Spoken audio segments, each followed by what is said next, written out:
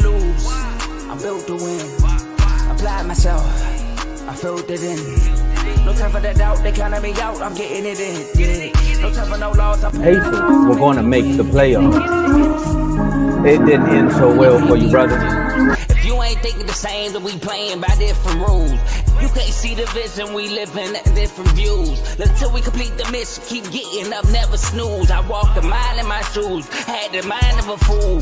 You fell asleep at the trade deadline when we had a trade to get Kyle Lowry out of here. They told me I couldn't do it. They told me I couldn't make it. They sold it, could never break it. That's sadly mistaken. I need a piece of the pie. I want it so bad I can taste it. They told me keep on running toes. They gonna take this is what we gotta tell. I understand doing this. I filled it in. No time for the doubt. They counted me out. I'm getting it in. Yeah. No time for no loss. I pay for the cost. I'm winning to win. Yeah. Refuse to lose. I'm built to win. Apply myself. I filled it in. No time for the doubt. They counted me out. I'm getting it in. Yeah. No time for no loss. I'm paying the cost. I'm in it to win. Yeah. Refuse.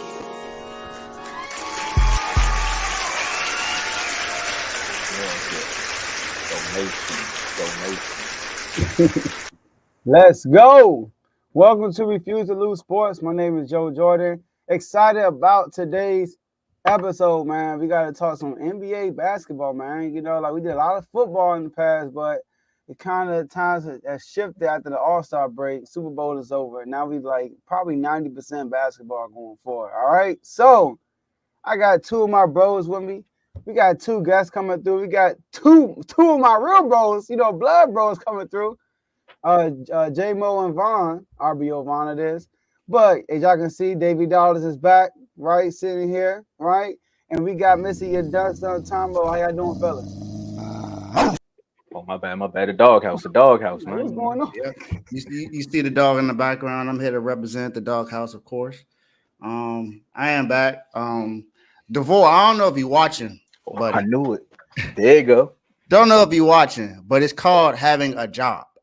You know, when you have a job, you're not always able to make everything. So the guys know I wasn't here. Don't call me out when you've been gone all season. All right. Next time, come on the show when you know I'm going to be here. All right. But I'm glad that you guys are here. Appreciate y'all and Tomo, thank you for defending your dummy, bro. I appreciate that. No, we have it here. Appreciate that. But yeah, man, I'm excited about today. Talk about some basketball. Let's see what's going on with Doc. Let's see what's going on with the Magic and the 76ers. You know, we got two guys that are experts for these two teams. So we're gonna hear from the horse's mouth. We're gonna see how they feel about everything. But it's Wednesday, winning Wednesdays, and what we do whenever I'm here or whether I'm not here is we turn up. Turn me up. How you doing today, Tomo? Man, I'm doing good, man. I know you had a lot to say because once that shot came out of nowhere, you like Dave ducking smoke. I said, uh-oh, and Dave was in the comments too. So this gonna be good. But Joe, I know I'm doing good, but it seems like we got a lot of debates lined up for the show. We're gonna have to get these scheduled. We got another members only. Like it's a lot going on with the Refuse to Lose family and the network. Hey, Teddy, we know it's spring training. Is that why you changed your battery? Inside joke. If you know, you know.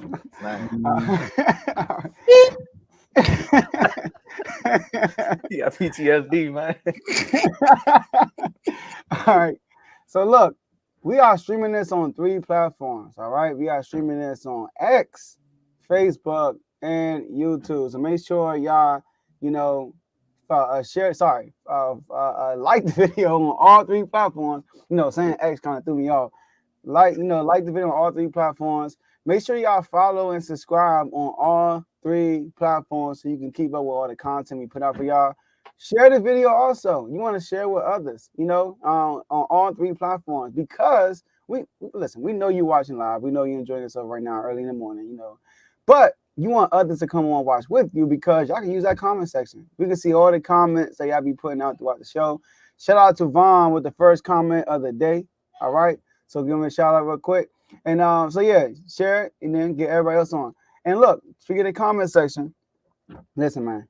You look in that comment section and you see it on the right side of the bottom when you enter your comment, it's a dollar sign. We all know what that means, right? You click on the dollar sign, they give you options for a dollar amount. You pick one, whatever you feel good donating, right? And then you put in a super chat. And then you put in a super chat, no matter what's going on in the show. I mean, Dave and Tom are gonna be in the mid-argument, like, hold up. They gotta stop what they're doing. We put the comment on the screen and we give you the floor, give you your shine. You know why? Because we appreciate all the donations. Gifts. And last but not least, enjoy the rest of the show. Tomo, the floor is yours. You're on mute. Oh man, they did me like they should have did Doc and Micah. Both of them need to stop.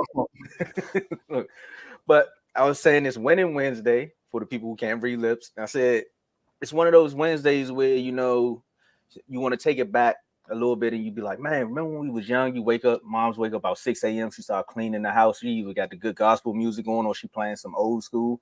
And like Rivers, Doc is just letting it flow. I don't know what is he doing out here where he's just talking too much. They're like, hey, Doc, how you feel about the Bucks? It's like, man, technically, why am I going to do that when I got a clip for y'all? I'm going to just play it.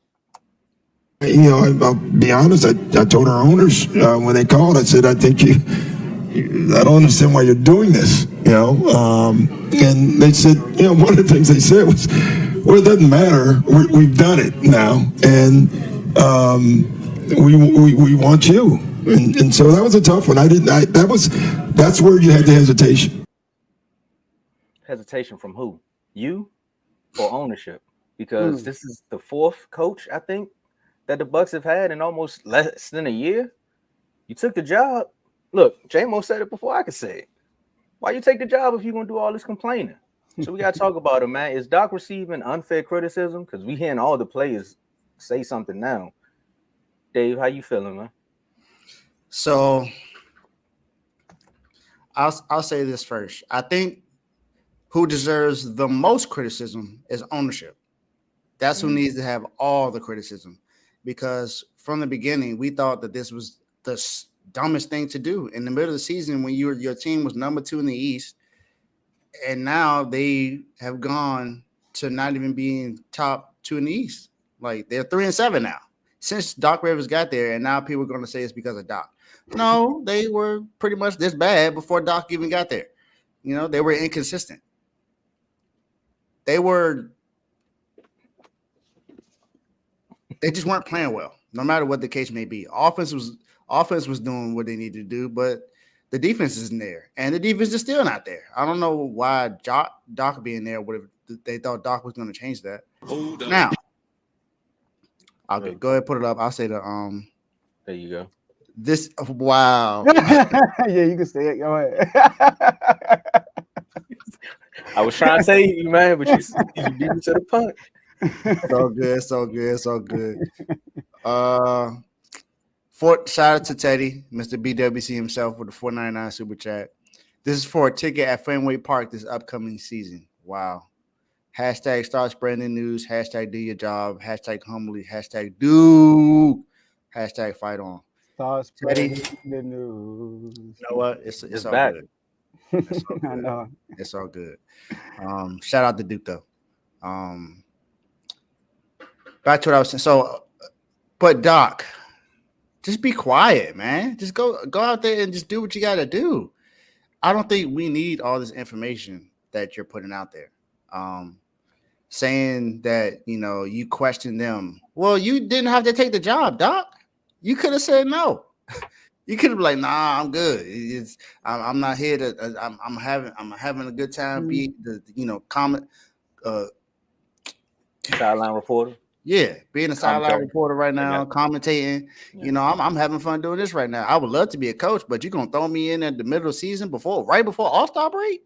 Like, come on, man. It's already tough being an NBA coach, and now you already know the stigma that I got as a head coach. I can't win big games. I haven't done anything since Paul Pierce and KG and Ray Allen left Boston.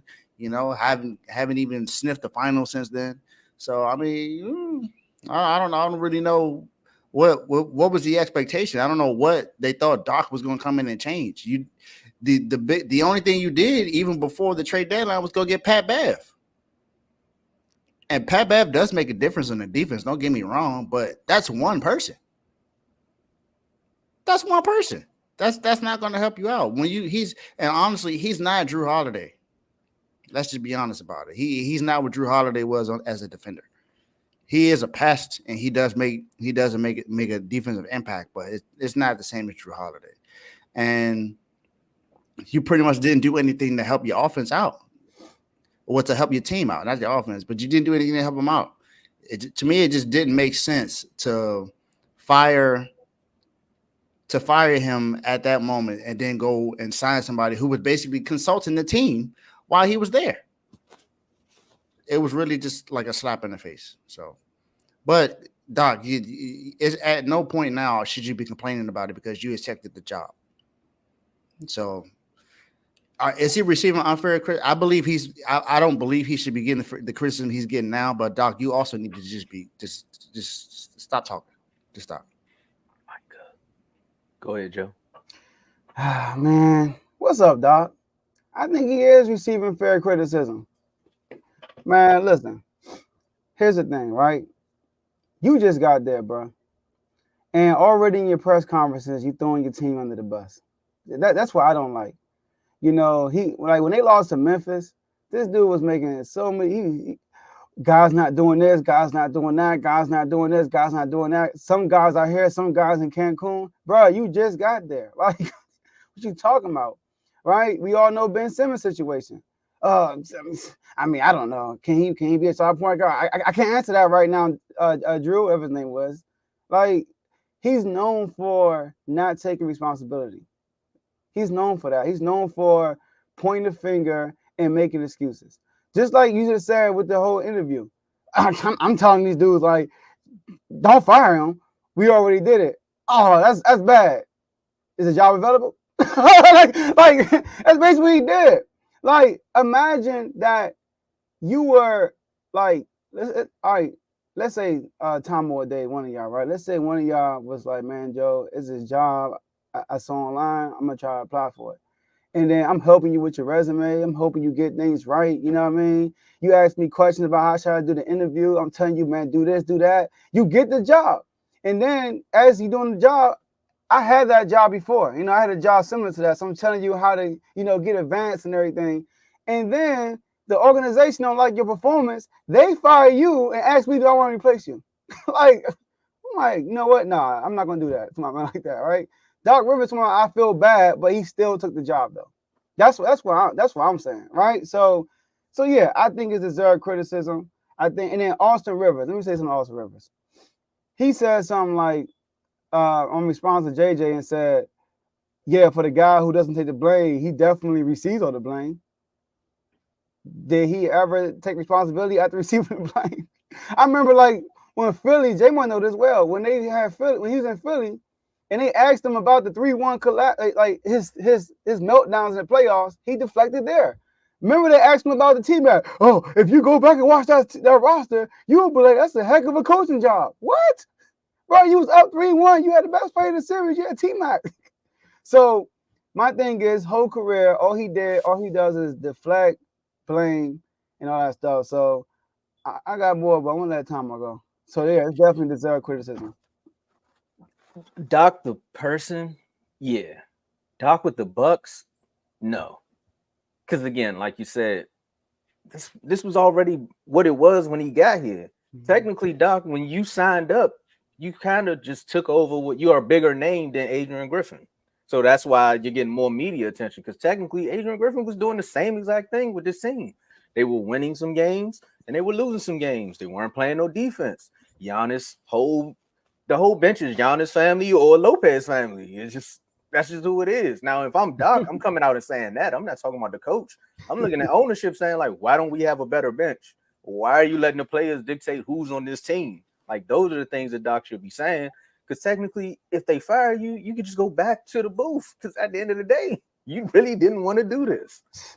They've been 3-7 since he got there. But look, Milwaukee already had these issues before they won a ring. They have these issues that's going to continue. Maybe it's just how the franchise is so centered around keeping Giannis happy instead of actually building a winning culture, that this team is just going to be what it is. The next coach is going to come in. They're going to probably have to deal with the same thing. Look at Budenholzer. He was like, look, I can win if you give me some pieces. So Doc, the coach of the Bucks, yeah, he's getting unfair criticism. Doc, the person, nah, it's spot on because this is just who he is. Mm-hmm. And the one person he did defend was Blake. When I don't know if it was just a joke by Jamie Foxx, but he kept saying, it's not all on Blake. It's on all of us. So when he used to say stuff like that. But yeah, Doc, take a page away from Michael Parsons' book and don't answer every question. Take a page out of Marshawn Lynch's book and just say, next question. Or I'm just here so I don't get fined. Like, you don't have to answer everything. Now, and that's why I think he deserves it. My bad, Tom. Yeah, go ahead. Now, I was going to say, now, Joe, I know you said you had more to say, so go ahead. That's why I think he deserves the criticism because he shout out to Debo for always answering the question. Trash. All right. And speaking of trash, what your boy say? He said, hey, Doc, if you're going to do something, get rid of Giannis' brother. Trash. I'm telling you. But I think that's why he deserves the criticism because he keep talking. Like, bro, when they ask you about the situation, be like, listen, man, you got to ask AJ Griffin. You got to ask ownership. I just know that I'm here to help us win the championship. And just keep it moving. And look, I will say this. Defensively, they have gotten better, right? Before Doc has now, I think they'll be fine. I think they'll bounce back. I don't think this 3-17 we see right now with Doc Rivers is the team we're gonna see. They're gonna get better. When I look at their numbers, right? Defensively, they've gotten better. They were 17th before he arrived. Now they're 12th. They're the 12th best defense in the league. And and a lot of they do play a slower pace now. But that's Doc. That's how Doc teams are. Besides the Clippers, they play a slower pace. But offensively, they went from 5th to 22nd these last 10 games. So offensively, that's normal though. When you have a new coach coming in, new philosophy, offensively you slow down. So I think they'll pick it up offensively because they do have Dame and Giannis. You know, that's going to work. But defensively, they have gotten better. I would say that. But we all know Doc history in the playoffs, bro. Like, his team just choke. Like, when I go back and look at his game 7s and they lost, they got blown out every time except for against Kobe in the finals. They got blown out every time they lost. So in the playoffs, right? In the playoffs. Every time they lost, they got blown out. So when we say players choking the playoffs, we can start saying they pulling a Doc. In the NBA. Trying to create a narrative, man. That's all. That was funny. All right. One more thing. Oh, I want to say this too, Dave. Pat Bev ain't Drew Holiday, right? As far as a defensive player, he is a pest, but he ain't the player that Drew Holiday is for the Bucks. But one thing he is another assistant coach, Alex Lopez, because he was right there with the whiteboard first day. This is the play. This is the play. Facts. So Doc has no excuses. He got coaches on the bench. He got coaches that's actually in the game. Just somebody needs to coach him when a microphone is in front of him. That's all. And by the way, people saying that JJ Redick's best years were with the Clippers. His best years were with Philly. Just want to get that straight. Individually, his best years were defending his pops, man. He was just that's all that was. He was just trying to defend pops. Hey man, I'm sorry. This is y'all you signed up for, right? True. It is what it is. I can't wait till JJ replies. Oh, he did. Oh, he did? To Austin Rivers? Austin Rivers? Oh, no. That's what I'm saying, to Austin Rivers. Yeah. I know he had a lot to say. Yeah, I know he had a lot to say. But Austin Rivers' career ain't just, that's all we saying. Y'all want to go on a commercial break before you bring them up? Yeah, we're going to go to the commercial break, and then we come back. You know, we got RBO Vaughn, and we got the MVP, J-Mo, coming up. You know, we got to talk about we talked about the Wizards. We talked about the Celtics. We talked about the Kings. We talked about the Heat. But All-Star break is over. We got games starting back up. We got two of the best teams in the East. I mean, I'm really can't wait to see what this Orlando and Heat fan got to say because there was a lot going on during that one segment. So after this commercial break, man, y'all come back. We're going to hear about these expectations. Yo, my name is Lambo Anlo. This is Dimitri. This is Ed Hahn. My name is Daryl Julian, and this is Refuse to Lose Sports. Refuse to Lose Sports. Refuse to Lose Sports. Mine, it can't be diffused. If If you ain't thinking the same, then we playing by different rules. You can't see the vision, we living at different views. Until we complete the mission, keep getting up, never snooze. I walked a mile in my shoes, had the mind of a fool, chasing diamonds and jewels. Trust me, I was confused. Started minding my business and used my mind as a tool. Ended up finding my purpose and found the time to get to it. They told me I couldn't do it. They told me I couldn't make it. They sold it, could never break it. That's sadly mistaken. I need a piece of the pie. I want it so bad I can taste it. They told me like told me, keep on running. Toes they gon' take them. Refuse to lose, built to win. Apply myself, I felt it in. No time for the doubt, they counted me out. I'm getting it in. Yeah. No time for no loss. I pay for the cost. I'm winning to win. Yeah. Refuse to lose. I'm built to win. Apply myself. I felt it in. No time for the doubt. They counted me out. I'm getting it in. Yeah. No time for no loss. I'm paying the cost. I'm in it to win. Yeah. Refuse.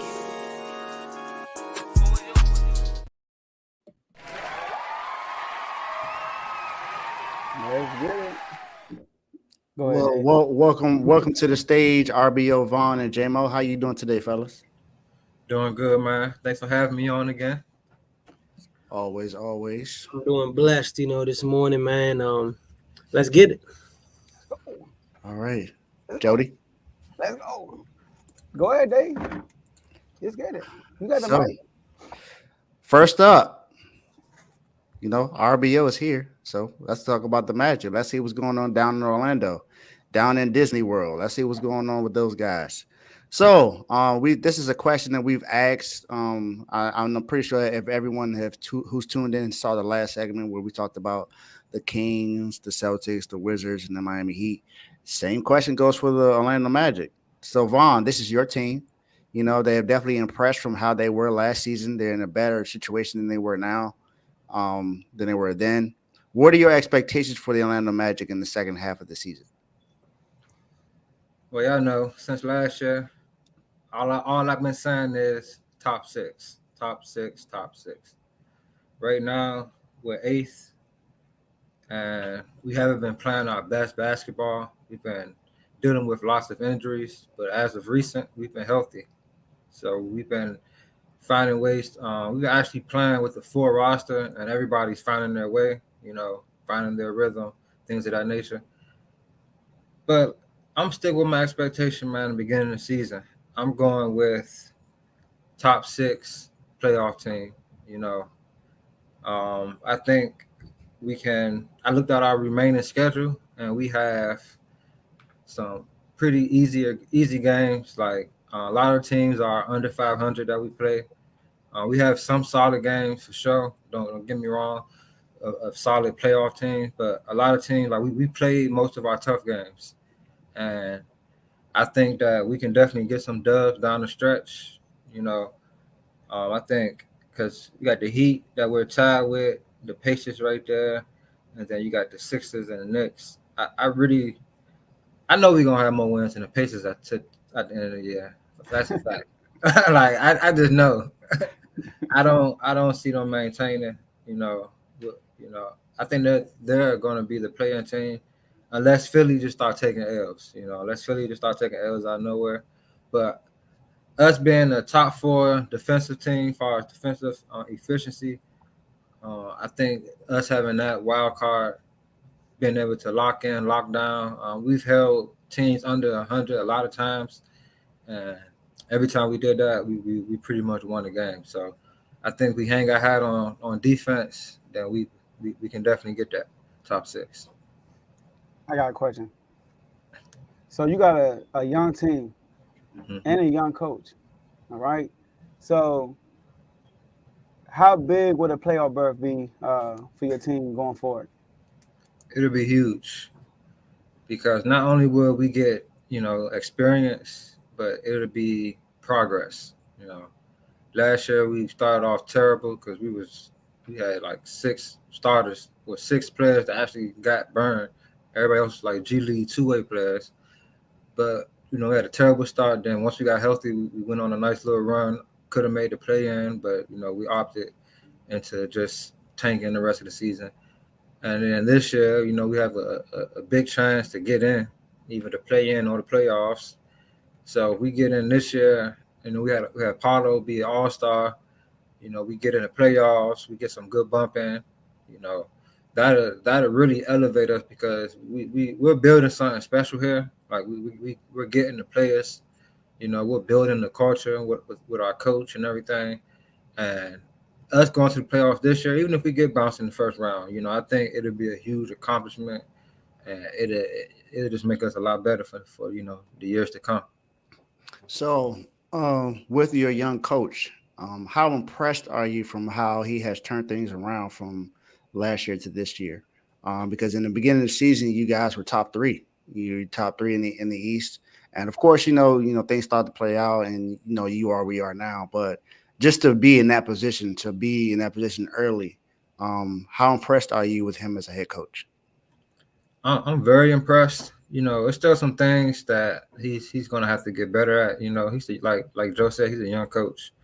You know, he's been like an assistant coach or things of that nature. You know, but he's very deep defensive oriented, and the things that he preach are winning things. You know, are core things that you need to know. Like, you know, you play hard, you play together, play the right way, and you know, you do those things, then you're going to most likely come out with a dub. So he's done a lot of some things like he has like a certain formula. It seems like he takes a certain guy out at a certain time, put a certain guy in. I think that's one thing I feel like you know, sometimes you gotta freestyle it. You know, somebody hot, you let him roll, you know.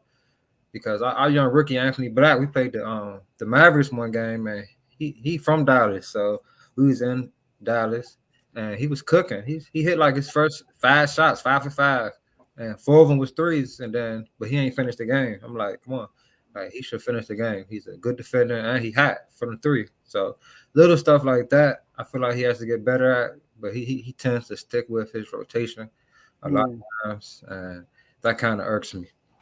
That's a good point. That's a ability of a great coach too, like to go off script. You know, and that what they say with players too, right? They have the ability to go off script. That's a good point. And J-Mo, if you got a question, you can throw one in too. But I got another question, Javon. All right. So, when you look at the East, right?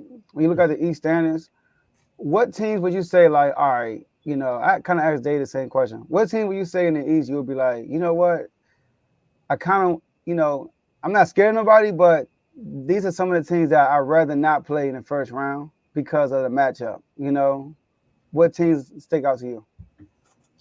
Well, of course, I'm gonna say the Celtics. You know, they're just a fine, well-oiled machine. You know, you don't want to catch them first round. You know, if we do see them, I'd rather see them later on.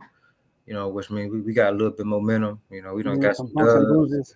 We done been there, did a couple of things. Them and it's really them and the Bucks. Those the main two. Like if Embiid was there, it'd be the Sixers for sure. Cause it's like nothing we can do with him, and then Giannis, he be cooking us too. So those the Celtics and the Bucks are the main two. Really, I think that the Cavs, Knicks, we done beat the Knicks I think 3 times this year so far already. So and then like the Heat, the Bulls, Hawks, any of those teams, I feel like we have a good shot against. You know, the first round. It's not a team I'm like, oh no. It's like, okay, bet we might gonna do something here. You know, so those teams. What makes you think y'all could do something with Miami? See, only ups y'all have on us really is the coaching. You know, y'all coach outcoaches us most times when y'all beat us, and when we beat y'all, our players just literally just cook y'all like, because we have better players than y'all. We're better. I think we're a better team than y'all as far as talent wise and player wise. I just like I say, the coaching be terrible. Like it be times like y'all be running a 2-3 a lot. We do run a lot of zones, a lot of 2-3, a lot of 1-3-1. Yeah, then y'all switch to the 1-3-1, and when y'all running the 2-3, it's like it's basic basketball, man. Get somebody in the mid, high post in the middle, throw it right to him. It was open all game, and he never adjusted to it. And it's like just throw Paulo right there. He having a field day. Like catch it, he could turn and shoot, turn and pass, go get a bucket. But it's like that's the only thing I'm afraid of when we play the Heat. You know, of course y'all a solid team. You know, no disrespect, but I just feel like we can go we can match up well with y'all. It's just the coaching side is what gets at me. Yeah, y'all have I gotta say pause before I say it, but y'all have more size, you know, as a team because of Paolo, because of friends, because of the way that y'all the team is built. So I get that part. But my thing is, you know, when Miami gets the playoff time, Jimmy just turns to a whole different player. So he also turns up. So it's not just coaching when it comes to playoff time for us. It's also what Jimmy does. And also having Terry Rozier, I think that helps us out a lot this year as well. That's why I wouldn't think that it would be a good matchup for y'all in the first round. Second round, I think it would be a lot better because you'd be more prepared because of the coaching, because of Jimmy. But other than that, I don't think you would want to see us the first round. I will say this, Ron. If y'all do play Miami first round, which y'all probably won't because, you know, both of y'all like yeah, we both are right in the plane. But if y'all did, I would look at it like similar to us playing the Warriors first round, you know, because Miami, they have that championship pedigree. They do have that. And they have a good coach that's going to make adjustments throughout the playoffs. So like Paolo and Franz, these guys are going to see different looks throughout one series. You know what I mean? Like they're going to see different looks and they'll be able to adjust to that next year. And if they don't win, and plus Jimmy, but like Dave said, if Jimmy goes to another level, that forces Paolo to go to a different level. So I feel like that would be far as like if I'm the Orlando Magic, and I'm like, man, if we're gonna be one and done, where can I grow the most? It's against Miami because against the Celtics, they're just talented. Like they're really talented, and they could just beat y'all strictly on talent, and you're not gonna learn much from that. But like when you play Miami, they're gonna try to scheme you out. They're gonna run this, run that, and you're gonna have to, you know, playoffs is all about adjusting the different stuff, you know. So I think Miami would be a good matchup for y'all growth. This is not really a question, but first off, to piggyback off that matchup, I see both sides of what y'all saying, and I see what Javon's saying because like the Orlando Magic is a really good defensive team. They're very long. Jonathan Isaac, him playing, everybody's like pulling up the highlights and the numbers. He don't play that much, but when he plays, he like basically by far the best defender in the NBA.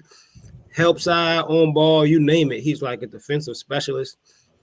So I think that making the playoffs will be great, not only for the team, but I think it'd be great for Paolo. I think somebody sent to the group chat, the NBA chat, that he's only played in one nationally televised game, and he's a number 1 overall pick. Yeah, that's crazy. In first year and a half of the league, that's crazy. And it was against OKC, wasn't it? Yeah. That's crazy. So if he get in the playoffs, you know, in the playoffs, every game is nationally televised. So this is going to be a totally new environment for him.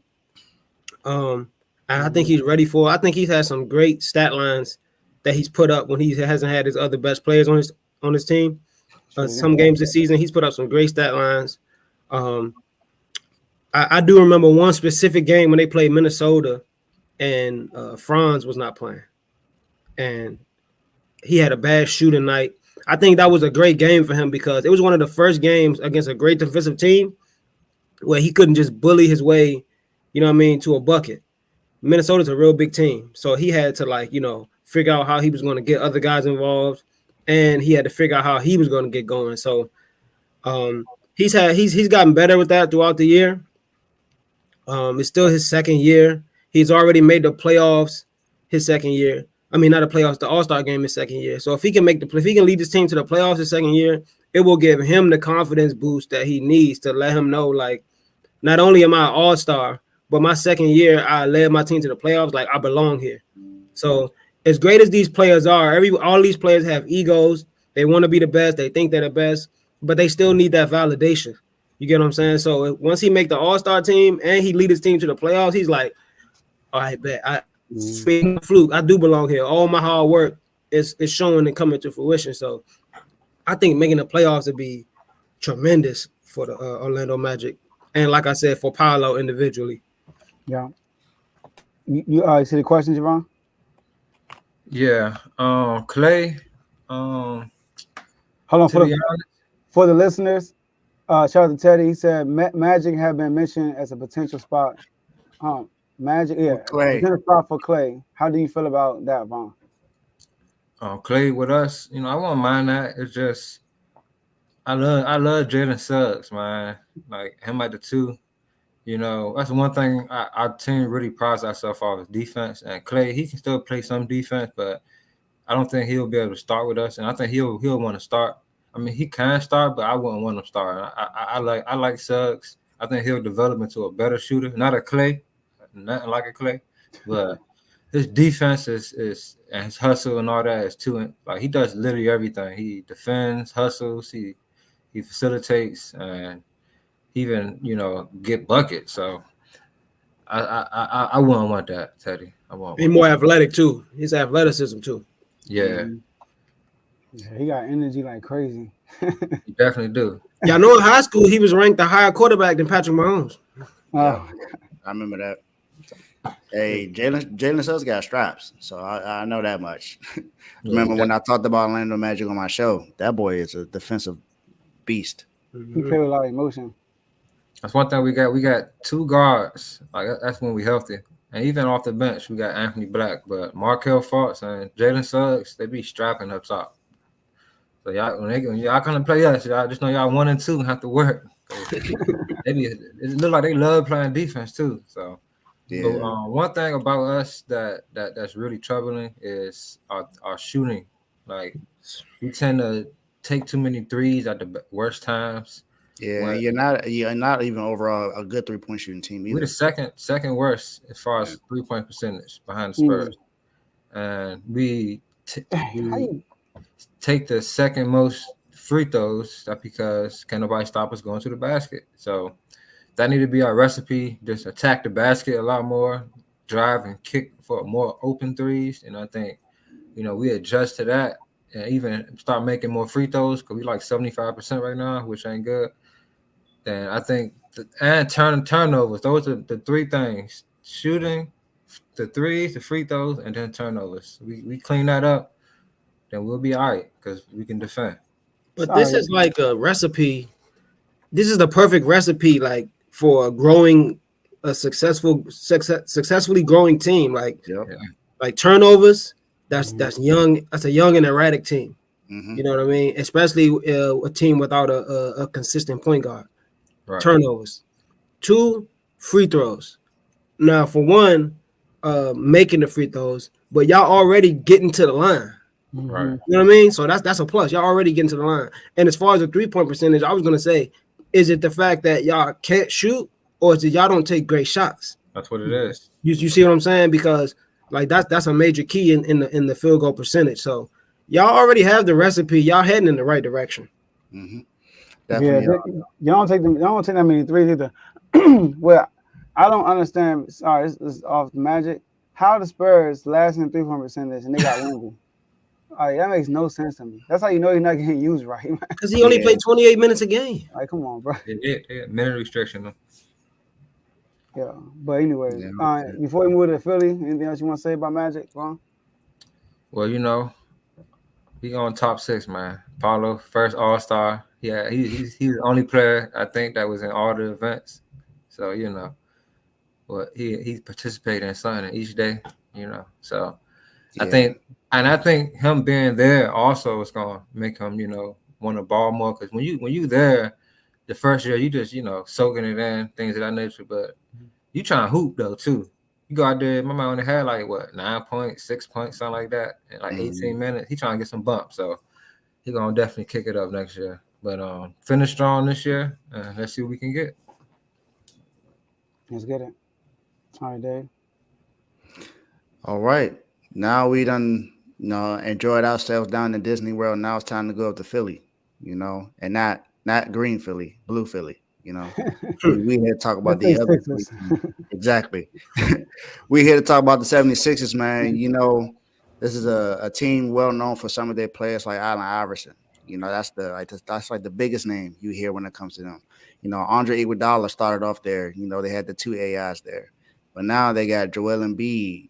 Tobias Harris. They got Tyrese Maxey, who's having a great season this year. All-star. Exactly. He's an all-star. So, J-Mo, MVP. What's going down in Philly, man? What are you expecting in the second half of the season? All right, so right now we are sitting at 5th. We're sitting in 5th place. It's gonna be tough, man. We got as far as the people that we are in competition with. I think we have the toughest schedule. I think we had a toughest schedule. The only East teams I see, I looked on a few websites. The only East teams I see that have a tougher schedule than us are like the Hornets, the Nets. You know what I mean? Everybody else, we have a tougher schedule than them. I'm looking at our schedule right after All-Star break. Tomorrow we got the Knicks. Friday we got the Cavs, who we just beat, by the way. Cavs were the hottest team in the league. We just beat them right before All-Star break. Then we got the Bucks on Sunday. And then Tuesday we got the Celtics. Right out the gate. That's like a death lineup as soon as you get the All-Star break. Top 14s, right? Yes, right out the gate, man. Right out the gate. Then we got the Hornets. Then we got Luka. You know what I mean? We got a tough schedule the second half of the season. So he said Luka, not even the Mavericks. Go ahead. Yeah, I said Luka. Yeah, man. Because, you know, I'm still hating because my man would have had another scoring title, but now Luka about to get it. But anyway, yeah, man. We got a tough schedule, bro. So I'm trying to see. We need to see how we're gonna look. Probably with about a month left or 3 weeks left in the season. It looks like Joel Embiid's injury timeline. He may be able to return with like 3 weeks left in the season. That's good. And if he can return with 3 weeks left in the season, that should be enough time to get, back in shape, kind of reacclimated to Buddy Hield. You know what I mean? The new additions we made. So I don't know what to expect, man. I really don't know what to expect. We got a tough schedule. We dealing with some injuries sometimes, like Tobias and Maxey don't play every game. So I don't know what to expect. If we get down to the play-in, I feel like if we get down to the play-in, I don't know. I don't know, to be honest with you. I don't know if they're gonna shut Embiid down because they don't want him trying to ball from the play-in because we don't have that easy first round matchup. I don't know if, like, let's say he's about 90% or 95%. Are they just gonna punt on the season and just wait till next year? So I've read a few articles, looked at a few videos from the Sixers, and there's no I guess no decision has been made. Like, they don't know. We don't know what we're gonna do. So hopefully we can stand pat in this top 6, but we only a game or 2 games in front of the Pacers and the Magic and the Heat. So with them first 4 games I just named, we could be very well in the play-in, by the beginning of next week. So I honestly don't know what to expect. I do know that Maxey, as expected, has had some inconsistencies with his stat line since Embiid has been out, and that's expected. But I don't know, man. I don't know. Hopefully we can stay in the play-in. But like I said, if we end up in the play-in, 9th or 10th seed, I don't know if they're going to let Embiid come back and we're still going to give it a playoff push, because they're like, we're going to be so much better next year. We got money, we got cap space, we got this, we got that. But they also saying we don't know if he's going to be healthy next year. Exactly. So if he comes back healthy the end of this year, we should just go for it all. Like, so I think the closer we get to him coming back from his injury, the more we'll know on that decision. But I don't know, man. But me personally, I don't care what the seeding is. If Embiid is 100%, I say we go. You know what I mean? Because 100%, it's going to be a tall task. But this will be the first time he's entered the playoffs 100%. So I think we should take advantage of that regardless of what seed we are. That's what I was about to ask you, but you answered that. But I'm going to ask you something else. Because he never been healthy in the playoffs. If he's 100% healthy, I mean, go. And then he's playing his best basketball this year. But and Maxey, Buddy Hield. All right. I feel like that was an underrated move. Because y'all like 20. I was looking at y'all like in the 25th in 3-point attempts, something like that. Y'all don't really shoot out of threes. But bringing in Buddy Hield, I know everywhere he's been, with Sacramento, with the Pacers, he's been one of the best high percentage 3-point shooters in the league. All right, 40% like every year. how big of a difference you think Buddy Hield can make by being there? I think he makes a huge difference. For one, he can not only catch and shoot, he can create his own three. He can come off the pick and roll and just pull up if you don't step up. I don't know if y'all watched me play the Cavs, but he hit 2 crucial off the dribble step back threes down the stretch, contested. Like, people forget this man was player of the year in college. Like, everybody comes in the league and plays a role, but every now and then Buddy Hield reminds you that he averaged a 30 piece in college. You know what I mean? So Oklahoma, you're not gonna. I'm not. That's definitely facts. Yeah, man. So it's about a role, man. Like people that Pacers fans, like the moves the stuff he's doing in the first 4 games with us, Ty probably didn't even know he could do that. Because he over there in Indiana, sitting in the corner, hitting the side of the backboard, missing shots, and then he gets over here. I remember watching this interview. He said that my agent told me I got traded, and I'm like, you lying. He said he's been hearing for years, like, I'm about to get traded, and it never happens. But he said it's finally happening. So, like, he's just trying to take it one day at a time and embrace the city, and he's perfect. Like, his name is perfect, you know, brotherly love, Buddy Hield, Buddy Love. I mean, Buddy Love is perfect, you know. So, I think he's playing very well. I think he's going to fit great. It's not going to be that much of an adjustment Embiid's going to have to make. It's not like this guy needs the ball. He know who Embiid is. He just need to be ready to knock him down. He's another knockdown shooter. He's averaging like 20 since he's been there. So he's right along that. He's right there with Tobias and Oubre. You know what I mean? No, not Maxey. Yeah, Maxey a different level. You're right. Yeah, not Maxey. But as far as any given night, giving us between 18, 20 any given night, Buddy right there. So I got 2 questions in one. It's about two players. One you just talked about, Maxey. You said that he was going to step up this year, and he absolutely did that. So what are your thoughts on him? And there's another player who you don't like as much, who you got in the buyout market. Yeah, I wasn't gonna let you get away without answering that question about Kyle. So what do you think is going to be his role? What do you expect him to do to help Philly out in the second half? All right, so one, my man Maxey.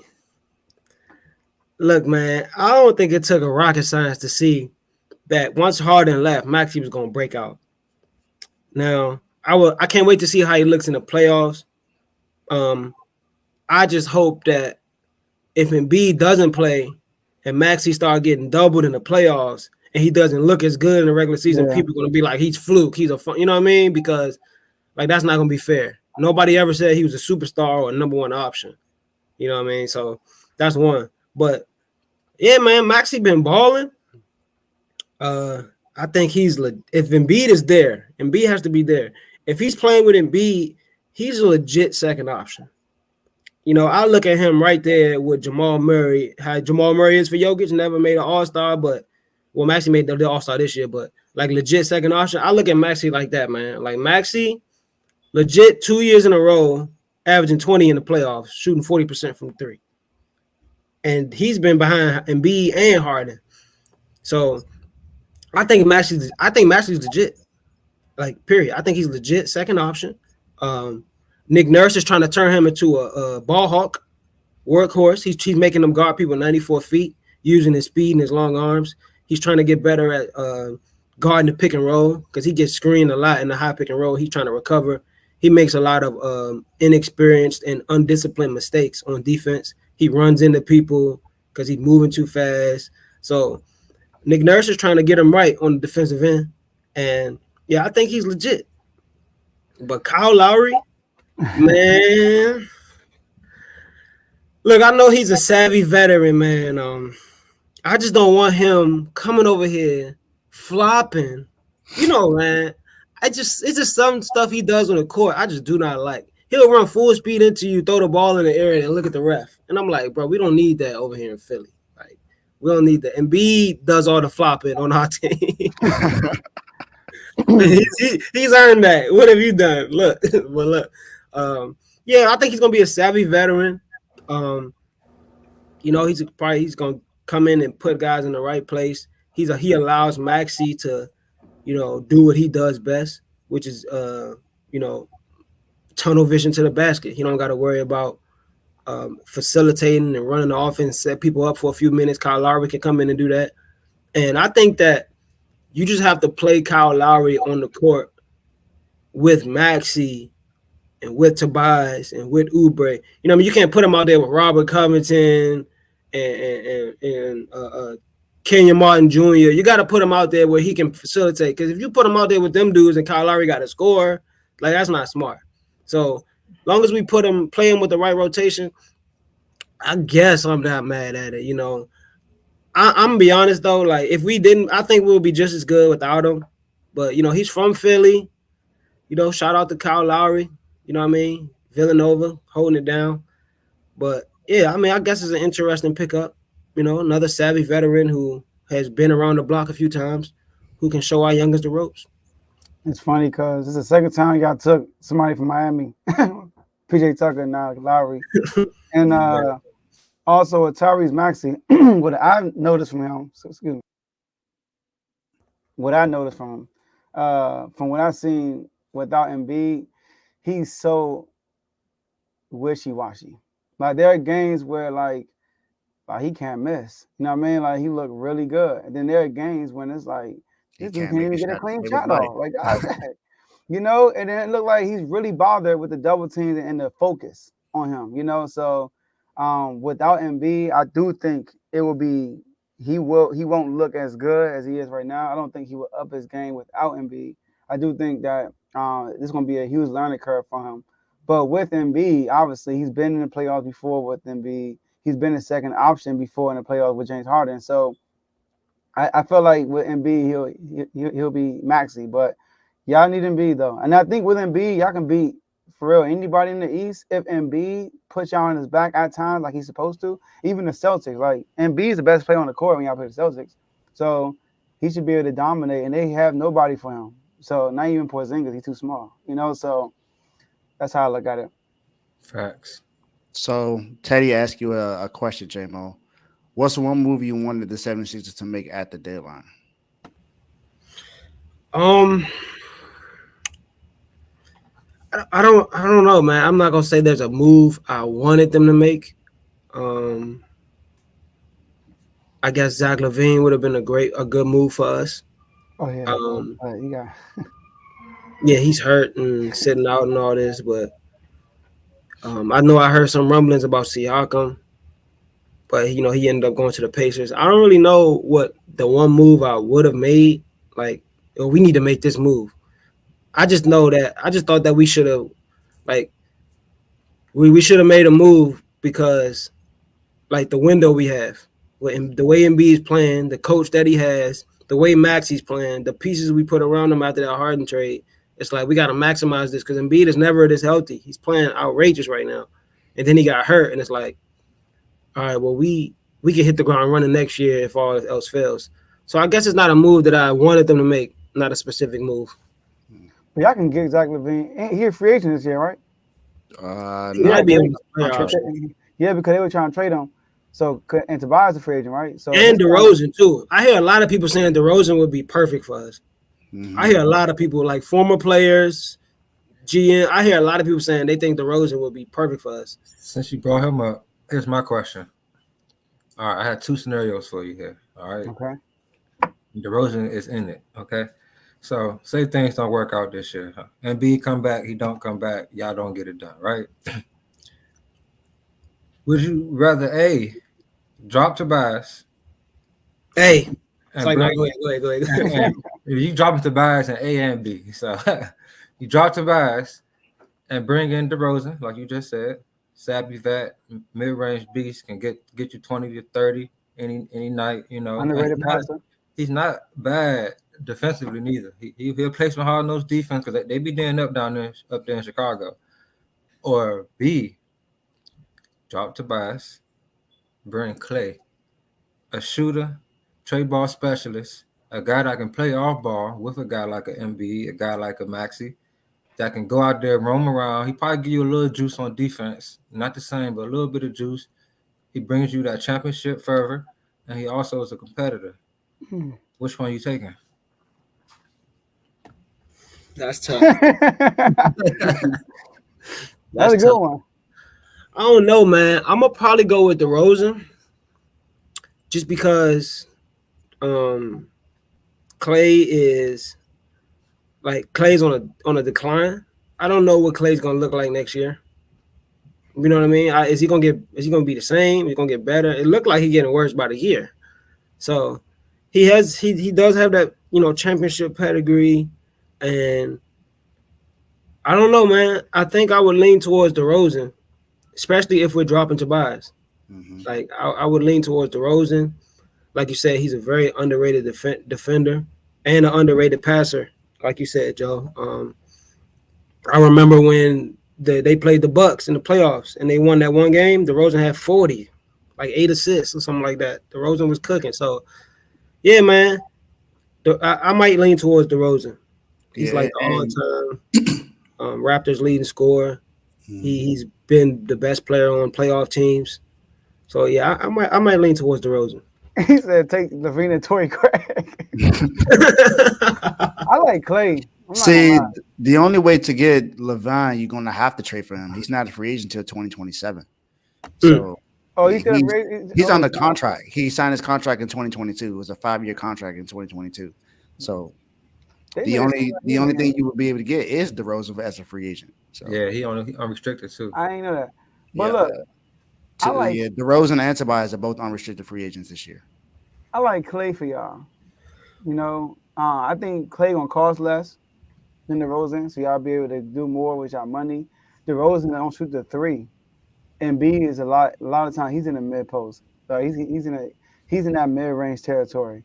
So you got DeRozan on there. Like you need a spot of. That's why Buddy Hield was a big move. You need shooters. You need guys you need snipers. You need guys that Embiid gonna draw the double team. He could just snipe it too. Clay gonna get so many open looks with Embiid. Now he's taking a lot of tough. Like you watch the Warriors, he's not shooting a bunch of open threes. He's taking a lot of tough threes. And then when he does get good looks, I mean, I'm not saying he's catching them all the time, but Clay be getting hot too. So I think that, and then playing with the Warriors, the pressure. You know how Clay is. Like Clay is like so hard on himself, and with the Warriors, they're the Warriors. And he brings that championship pedigree. DeRozan never won. DeRozan is known for choking every time they see LeBron. So I would rather have Clay on my team because y'all don't have nobody on your team that I can think of, period, since the Embiid era, that has that championship pedigree that actually won. PJ Tucker, but he wasn't the same. But I'm trying to think, like, I don't think I ever had anybody that actually won in that team. Yeah, I don't know. I mean, we got Kyle Lowry. Kyle Lowry, I guess, yeah. You know what I mean? I think Clay is part of a dynasty. He wants to win. So and he fits perfect with y'all, I think. Yeah, I like Clay too. All I'm gonna say is if Buddy Hield can find his three in Philly, why can't Clay? You hear me? Yeah. Yeah, that's a fact. Yeah, I like that. All right. So J-Mo, last words for your Philadelphia 76ers. Last words, man. Shout out to Nick Nurse. With Embiid going out, he has to do a lot of experimenting. He's been subbing in lineups in and out. He's been putting different combinations together. So shout out to Nick Nurse, man. He's doing his thing. And let me. I got some words for Pat Bev right quick. Okay. This man had all the praise in the world for Philly. Then he get to the Milwaukee. He said, "What's the biggest difference? It's not. Ain't nobody care about stats. People just want to win." What? Dang. Switched up. He said that for real? Yeah, Benedict Arnold. Sonny sold us out. Sonny sold us out, man. I'm like, what is he doing? Like that. But he has no credibility. I don't like anything that comes out his mouth. I'm not gonna be like, oh yeah, no. He has no credibility. Like, I don't even think he'd be serious no more. I'm not even gonna take his words to. Forget that. My man just lost all credibility. Dang. Bro, you was the ultimate teammate. Then you get like, come on, bro. I understand you trying to, take the sides of your new teammates, but your integrity as a man can't go away with it. Like, come on, bro. Time out. Nobody care about stats. Giannis the same dude that missed on purpose and didn't get a triple double? Yeah. Exactly. I don't know, man. It's just crazy, bro. I can't believe he said it's not. It's all about winning. I'm like, bro. Then he You dropped got 60. 3-7 since you got there. Then he dropped 60 and almost fought the whole team for the ball. Mhm. They don't care about stats. Yeah. Come on, Don't bro. care about, man. I don't know, man. Yeah, I Everybody don't care know. about stats, man. I just had to say that right quick, man. But yeah, man, we looking. I like our new additions, you know, and the thing I like, the thing I like about our additions is that well, it's just Campaign and Buddy Hill and I guess Kyle Lowry, but they don't like Embiid should have a very seamless transition. Like when Embiid come back, you know, those guys are spot up shooters. Like Buddy Hill knows that he can be a scorer and a spot up shooter. So I think I like our additions. Shout out my man Paul Reed holding it down while Embiid was out. I would love to see Kenneth Lofton Jr. Get some That bump while Embiid is out. Oh, he on y'all team? Nice. Yeah, we signed him when Embiid got. I would love to Big see boy him right get some there. bump. Yeah. Big boy. Baby Zebo. Tough. Yeah, I would love to see him get some bump while Embiid is out. Shout out my man Ricky Council. He normally get in the game in garbage minutes. He's starting to get in the game a little more. He get in the game in garbage minutes, bro. I had 12 points in 7 minutes. And you'd be like, dang. So I would love to see him. He's starting to get more meaningful burn. So yeah, man, like I said, shout out to Nick Nurse. He's the real MVP of this team right now.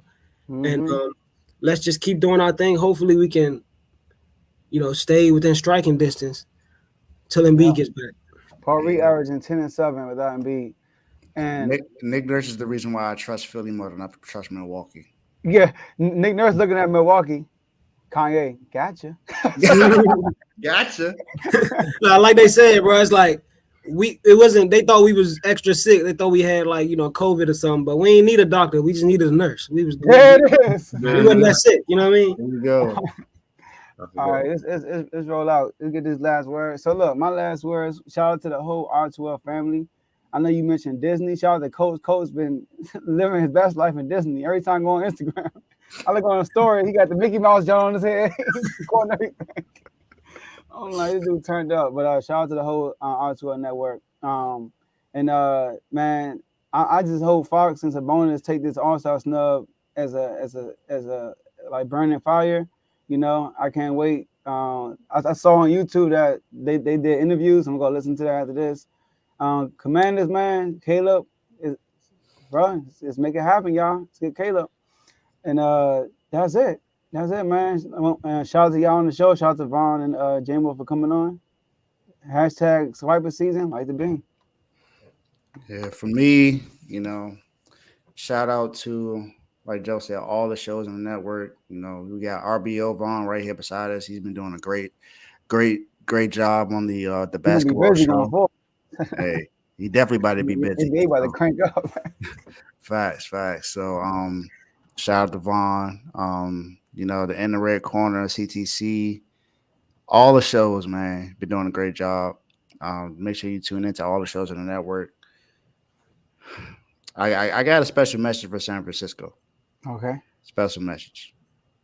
For those of you who think it is smart to trade away Debo and keep Juwan Jennings, you are smoking crack.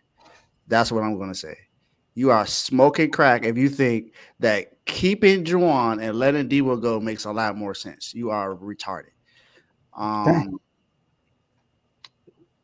BA needs to be kept, so give him a contract. There are ways that we can save up to $55 million and have money to get players and to, you know, keep BA.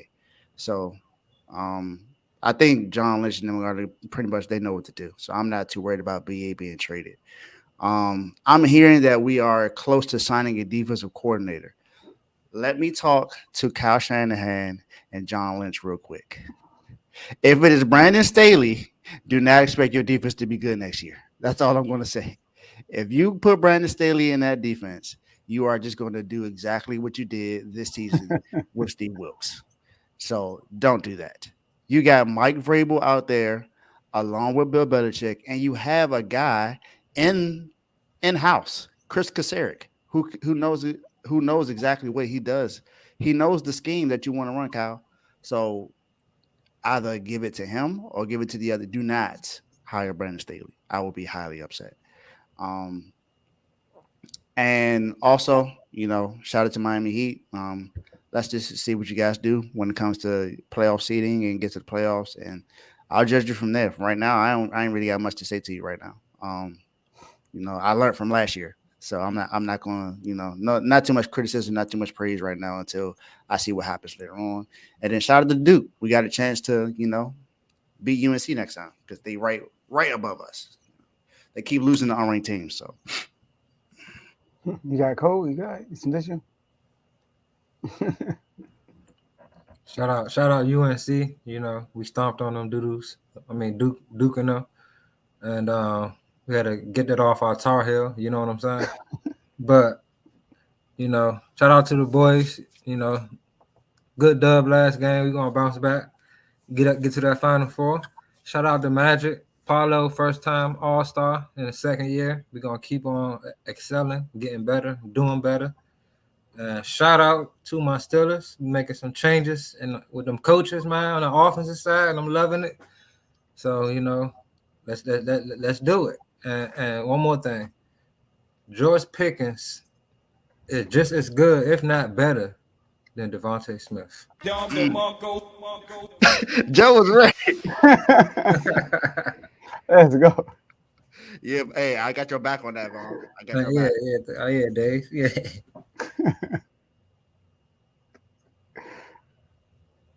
Timo. Jay was like, I thought I already had my last one. I know, my bad. Yeah, man. Appreciate y'all for having me. As always good to talk some good old sports with the guys. Shout out to R2L fam. Sixers, man. Let's just close.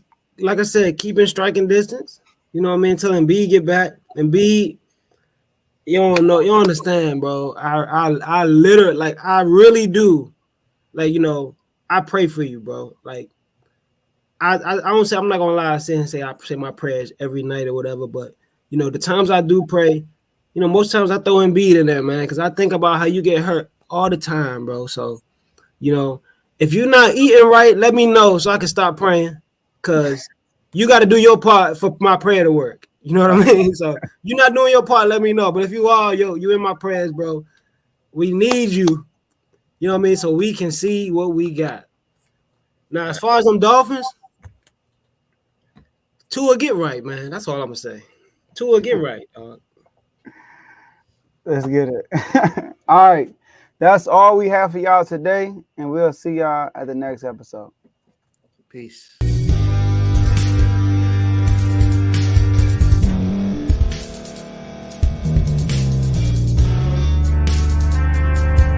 Thank you for staying to the end. If you're watching this on YouTube, please like this video, subscribe, and also hit that notification button so you can be notified next time we put out a video. If you're listening on any podcast platform, subscribe and hit that notification button, y'all, so you can be notified we put out another podcast audio. And last but not least, hit that share button. No matter what you're listening to or watching it, hit that share button and send it to somebody that you know that would love to watch this episode you just listened to. So once again, thank you for staying to the end, and we'll see y'all at the next episode.